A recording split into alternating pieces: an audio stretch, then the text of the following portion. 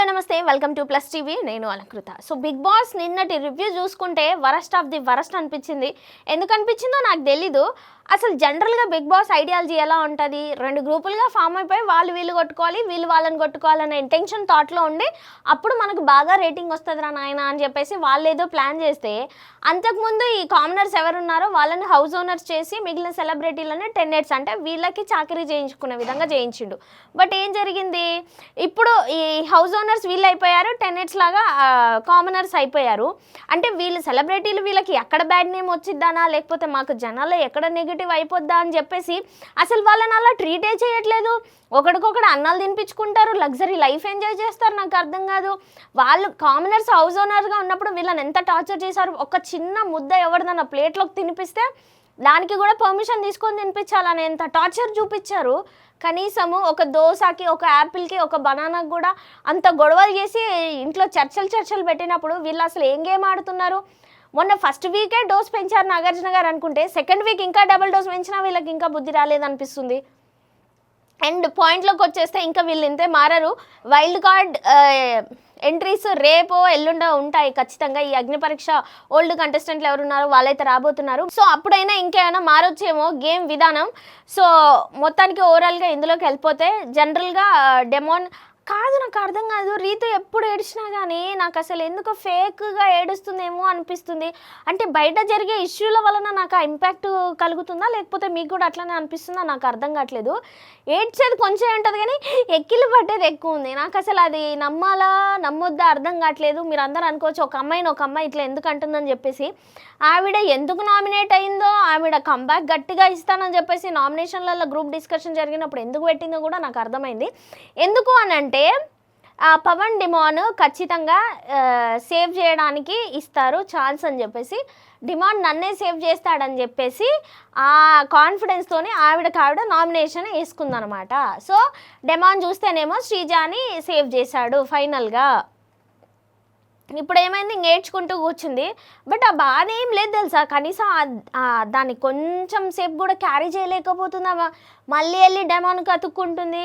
ఏంది అసలు నాకు అర్థం కావట్లేదు. వీళ్ళిద్దరు ప్రేమించుకోవడానికి వచ్చారా లేకపోతే ఇంకేంటి. పవన్ డిమాండ్ ఆయన రూట్ మార్చేసి శ్రీజాని సేవ్ చేసినందుకు తన గేమ్ మార్చి తన మీద ఈమె మీద ఉన్న ఇంపాక్ట్ ఆయన మీద పడి ఆయన గేమ్ పాడవద్దని కొంచెం సైడ్ ట్రాక్ వేసాడు అనుకుంటే, మళ్ళీ పోయి ముసుగుల గుద్దులాటలాగా మళ్ళీ సేమ్ అయిపోతారు. నాకు ఇప్పటికి అర్థం కాదు ఏంటో ఇదంతా. అండ్ ఇంకొకటి, బిగ్ బాస్ హౌస్లో ఇక్కడ మంచిగా రాయల్టీగా తిరిగి మంచిగా బతికి చిన్న అనవసరమైన నిబ్బో పాయింట్లకు కూడా అక్కడ వెళ్ళి పెద్ద పెద్ద సెలబ్రిటీలు పెద్ద ఏజ్ ఉన్న వాళ్ళు అక్కడ గొడవ పడతారు చూడు, అది దారుణం అనిపిస్తుంది. చూడ్డానికి కూడా కొంచెం ఆక్వర్డ్గా అనిపిస్తుంది నాకు. ఫుడ్ ప్రిపేర్ చేసే విషయంలో ఈ సంజన గారికి హరీష్ గారికి గొడవ అవుతుంది. హరీష్ గారు ఎందుకు అంత రియాక్ట్ అవుతున్నారో అర్థం కావట్లేదు, సంజన గారు ఎందుకు రియాక్ట్ అవుతున్నారో అర్థం కావట్లేదు. చిన్న టమాటో రైస్కి హౌస్ అందరిని పిలిచేసి దానికి ఒక ఎక్స్ప్లెనేషన్లు, సంజన గారు ఏడవడాలు, ఈయనేమో అందరికి పిలిచి చెప్పడాలు.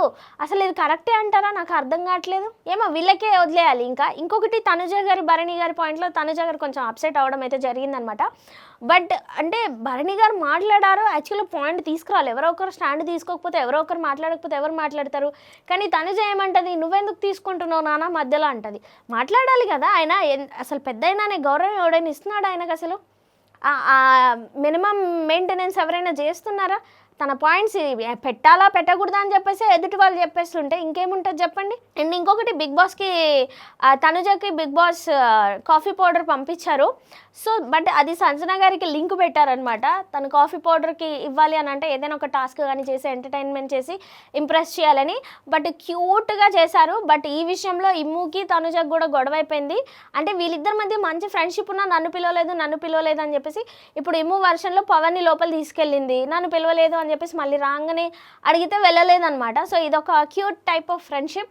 అండ్ సుమన్ శెట్టి గారి పర్ఫార్మెన్స్ కానీ, తనుజ పర్ఫార్మెన్స్ కానీ, ఇమ్ము పర్ఫార్మెన్స్ కానీ చాలా అంటే చాలా సూపర్గా ఉన్నాయి.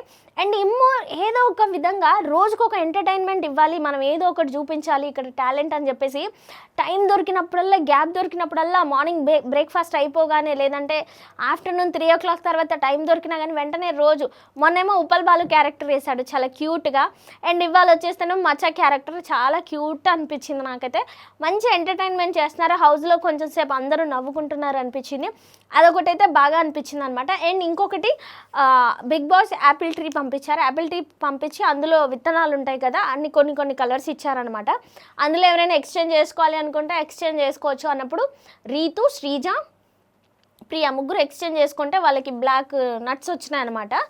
బట్ అది దేనికి దారి తీస్తుందో తెలీదు. బట్ బిగ్ బాస్ ఎలా ప్లాన్ చేశాడంటే కొంచెం ఫ్యామిలీ ఎమోషన్ని అటాచ్ చేయడానికి, కొంచెం మంచి టీఆర్పీ రేటింగ్ వస్తుంది కదా అని చెప్పేసి కన్వెన్షన్ రూమ్లోకి పిలిచి మరీ వాళ్ళ రివీల్ చేయడం అయితే జరుగుతుందనమాట. నిన్న పెట్టిన బ్లూ నట్ ఎవరైతే వచ్చిందో వాళ్ళు ఫస్ట్ బజర్ కొడితే వాళ్ళకి వస్తుంది అనమాట. దానికి ఇమ్ము ఫస్ట్ బజర్ కొట్టాడు. వాళ్ళ డాడీ లెటర్ ఒకటి, వాళ్ళ మమ్మీ వాయిస్ రికార్డింగ్ ఒకటి, అండ్ ఫ్యామిలీ ఫోటో ఒకటి.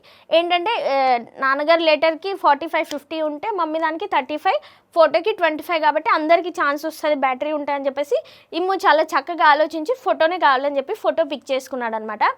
దానికి కూడా మంచి టీఆర్పీ రేటింగ్ వస్తుంది. వాళ్ళు ఎమోషనల్గా ఫీల్ అవ్వడం, అమ్మో ఫ్యామిలీ గురించి అనగానే ఒక్కొక్కరు ఎలా ఏడుస్తున్నారు తెలుసా, వీళ్ళేంట్రా నాయనా అనుకున్నాను నేనైతే.